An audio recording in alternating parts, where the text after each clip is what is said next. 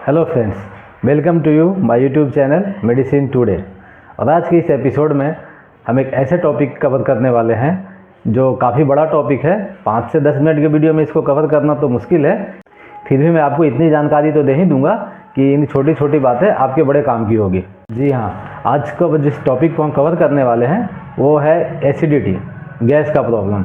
Acidity और gas का problem से सभी एज ग्रुप वाले काफ़ी परेशान हैं और ये एक बहुत बड़ी आबादी को इस तरह से चपेट में लेके रखा है कि लोगों के लिए रोज़मर्रा वाला समस्या बन गया है। समझ में नहीं आता इसका इलाज क्या होगा। कभी आयुर्वेदिक की तरफ दवाई लेते हैं, कोई होम्योपैथिक दवाई लेता है, कोई एलोपैथिक दवाई लेता है, कोई घर से कुछ घर पे बना हुआ कोई चीज़ उपयोग करते हैं। पर इस समस्या का समाधान ढूंढना काफ़ी मुश्किल है। इसको मैनेज तो किया जा सकता है पर पूरी तरह से ठीक करना काफ़ी मुश्किल काम है। जैसा कि मैं बताया कि 5 मिनट के इस वीडियो में इस पर कवर करना काफ़ी टफ काम है, पर फिर भी मैं कोशिश करूंगा कि आप जितना से जितना लाभ आपको मिल सके। फिर मैं कोशिश करूंगा कि आपको मैं जितनी जानकारी दूं उससे आपको काफ़ी लाभ हो और आपका एसिडिटी काफ़ी मैनेज रहे। पहले हम इस बीमारी के लक्षण के बारे में बात कर लेते हैं। पता कैसे चलेगा कि मुझे गैस की तकलीफ़ है या एसिडिटी की तकलीफ़ हो रही है। तो इसमें ऐसा होता है कि आप खाना खाने के बाद एकदम से पेट फूल जाता है। कभी कभी पेट इतना फूलता है कि आपको सांस लेने में तकलीफ़ होती है, आपको खट्टी डकारें आती है, सीने में जलन जैसा होता है, कभी कभी उल्टी भी हो जाता है, उल्टी जैसा लगते रहता है, पेट एकदम से खाने के पहले या खाने के बाद भारी भारी हो जाता है, भूख नहीं लगता है। अगर भूख लगा भी है तो आप खाना खाने जाए तो दो तीन निवाला लेते हैं, उसके बाद ही आपको पेट भरा भरा सा लगने लगता है, पेट दर्द होने लगता है। तो ये सब कारण है जिसके बाद आपको पता चलेगा कि मुझे ऐसा लग रहा है कि कुछ न कुछ तो है। तो ये एसिडिटी का सामान्य लक्षण है।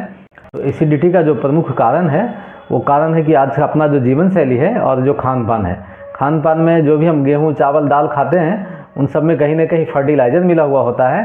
हम जो सब्जी और फ्रूट वगैरह खाते हैं उसमें भी फर्टिलाइज़र मिला हुआ होता है। तो इससे तो हम बच ही नहीं सकते हैं। तो ये एक प्रमुख कारण है, आप न चाहते हुए भी कुछ ऐसी चीज़ें खा रहे हैं जो आपको तकलीफ देगी। इसका दूसरा प्रमुख कारण है जो आज वो भी हमारे लाइफ स्टाइल से ही जुड़ा है, हमारे दिनचर्या से जुड़ा है। हम आज के दौर में भाग दौड़ में इतने बिजी हो गए हैं कि सही से खान पान का समय और हमें क्या खाना चाहिए उस पर ध्यान ही नहीं रखते हैं। सबसे प्रमुख कारण है वो है बाज़ार का फूड, स्ट्रीट फूड, बाज़ार का फूड। हम कहीं ना कहीं कभी ना कभी चाहे हफ्ते में खाएं या रोज़ खाएं, एक बार बाहर से कुछ ना कुछ खा ही लेते हैं। और जो बाहर के खाने में होता है वो गंदे तरह का तेल यूज होता है, एक ही तेल को बार बार यूज करते हैं, मैदा उसमें यूज होता है, या जो भी चीज़ यूज़ करते हैं उसमें इतना अच्छा क्वालिटी होता नहीं है। तो हम चाहे चाइनीज़ खाएँ, चाहे अपने यहाँ का जो समोसा खाएँ, या जो भी बाहर जो फूड जाके खाते हैं उसमें काफ़ी सब ख़राब क्वालिटी का सामान यूज किया हुआ होता है। उसमें तेल जो हो गया, आटा हो गया, मैदा हो गया, उसका क्वालिटी इतना अच्छा होता नहीं है। तो भी एक प्रमुख कारण बनता है जो एसिडिटी का होता है। गैस समस्या कितनी बड़ी बीमारी है, खुद में तो बीमारी ज़्यादा नहीं है पर किसी न किसी बीमारी का संकेत होता है। तो पहले मैं बोलूँगा कि जब आपको बहुत ज़्यादा गैस हो तो आप रूट ऑफ काउज यानी बीमारी के जड़ तक जाने का कोशिश करें। बीमारी तक जड़ तक जाने के लिए आपको कुछ ब्लड टेस्ट जैसे CBC, LFT, ऐसा यूरिन टेस्ट ऐसा कुछ करवा लें और एक अल्ट्रासाउंड करवा लें। अगर इसमें कोई आपको ज़्यादा बीमारी नहीं दिख रही है, कोई बड़ी बीमारी नहीं दिख रही है, तो फिर मैं जो दवाइयाँ आपको बताऊंगा उसमें अच्छे से काम करेगी। अगर इसमें कोई बीमारी दिखती है जैसे कि आपको पथरी हो गया हो, पित्ताशय में पथरी हो गया हो, लीवर में सूजन है, लीवर में कोई अपसेस है या आपकी आंत में सूजन है, तो आपको स्पेशलिस्ट से उसका इलाज करवाना चाहिए। और अगर नहीं ऐसा है तो मैं कुछ दवाइयाँ आपको सजेस्ट करूँगा, कुछ घरेलू उपचार बताऊँगा, आप उससे करेंगे, उसका उपयोग करेंगे तो मैनेज हो जाएगा। ये पहले हम जो बात करेंगे वो अपना जीवन शैली के बारे में बात करेंगे कि उसमें क्या क्या सुधार करना चाहिए। तो आप सुबह जल्दी उठें, थोड़ा जॉगिंग पे जाएं, थोड़ा हल्का फुल्का एक्सरसाइज करें, योगा करें। आप अपने खाने में सलाद का उपयोग ज़्यादा करें, लिक्विड चीज़ें का ज़्यादा उपयोग करें। सलाद में आप सीजनली जो भी मिलता हो आपको, ककड़ी, खीरा, टमाटर जो भी मिलता हो आप उसे यूज करें। लिक्विड में आप छाछ ले सकते हैं, दही ले सकते हैं, ये सब का उपयोग करें। हल्का खाना खाएं और चबा चबा कर खाएं। खाना और नाश्ते का टाइम आपका निश्चित होना चाहिए कि ये टाइम पे मेरा नाश्ता है, इसके 4-5 घंटे बाद आपका खाना है। आपके डिनर का टाइम भी निश्चित होना चाहिए। ऐसा नहीं कि जब भूख लगा तभी खा लिए। और आपको खाने का कितना मात्रा है वो भी आप एक निश्चित करके रखें कि मुझे इतना ही खाना खाना है। अब मैं आपको कुछ मेडिसिन बता दे रहा हूँ उसका, जिससे आप ये मैनेज कर सकते हैं। तो पहले मैं टैबलेट की बात करूँगा। तो टैबलेट में पेंटोप्राजोल और रिवेप्राजोल या ओमेप्राजोल का टैबलेट आता है, कैप्सूल आता है। आप इसको सुबह खाली पेट ले सकते हैं। अगर आपको तकलीफ़ ज़्यादा है तो आप इसको शाम को भी ले सकते हैं, खाना खाने से आधा घंटा पहले लेंगे तो इसका बहुत अच्छा वर्क है। आप ये तीनों में से कोई भी लें।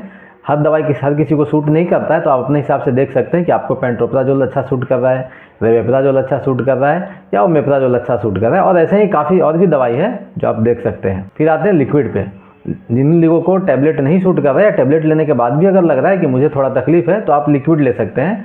लिक्विड में पेंटॉप डीएस करके आता है, एलजेल करके आता है और डाइजिन करके आता है।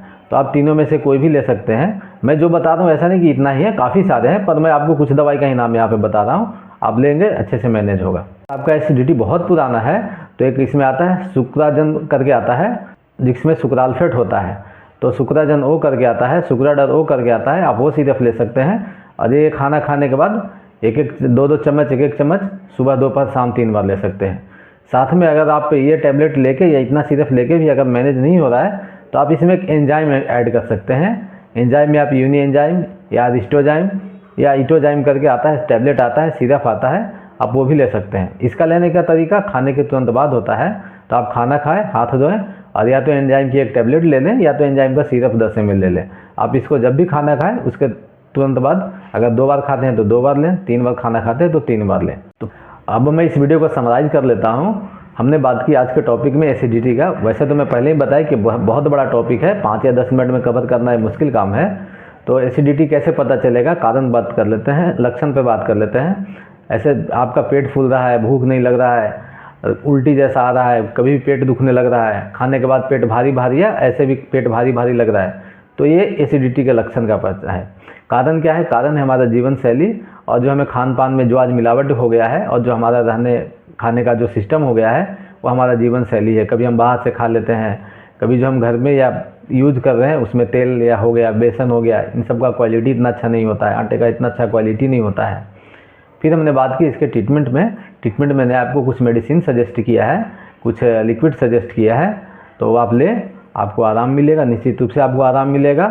पर फिर मैं बोलता हूँ आपको रूट ऑफ कॉज पे, बीमारी की जड़ तक जाना बहुत ज़रूरी है। आपको गैस एसिडिटी हो रहा है तो आप एक बार CBC, LFT, यूरिन टेस्ट इतना करवा लें और इतना करवाने के बाद एक अल्ट्रासाउंड करवा लें। तो आपको लगभग बीमारी, अगर पेट में कुछ ऐसा बड़ा होगा तो दिख ही जाएगा इसमें। अगर नहीं ऐसा होता है आप अपने डॉक्टर से मिलें और उनका सलाह के हिसाब से वो जो भी सलाह देते हैं उससे इलाज करवाएं। ऐसी छोटी छोटी और अच्छी जानकारी के लिए हमारे साथ जुड़े रहें। धन्यवाद।